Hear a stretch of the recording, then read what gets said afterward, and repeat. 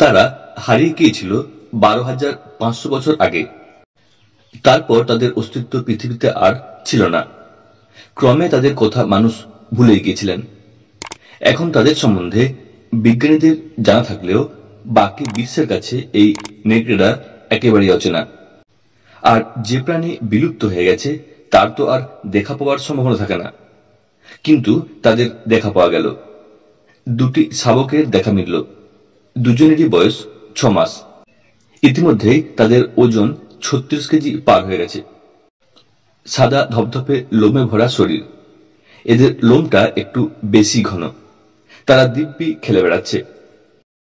12,500 বছর আগে Dier wolf নামে নেকড়েরা ঘুরে বেড়াত উত্তর আমেরিকা জুড়ে, কিন্তু একসময় তারা সেই যে লুপ্ত হয়ে যায়, তারপর থেকে তাদের আর দেখা মেলেনি।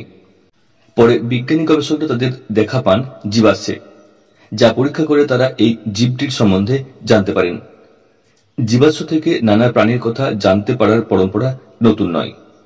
তবে টেক্সাসের কলোসাস বায়োসায়েন্স নামে সংস্থার বিজ্ঞানীরা এই বিলুপ্ত নেকড়ের জীবাশ্ম থেকে তাদের ডিএনএ সংগ্রহ করে তারপর তা থেকে ক্লোন করে এবং জিন এডিটিং করে হুবহু এক ডায়ার উল্ফের জন্ম দিয়েছেন।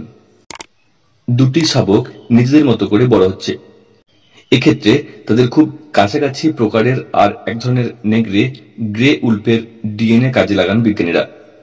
এভাবেই 12,500 বছর আগে পৃথিবী থেকে হারিয়ে যাওয়া এক প্রাণীকে ফের পৃথিবীর বুকে ফিরিয়ে দিলেন বিজ্ঞানীরা।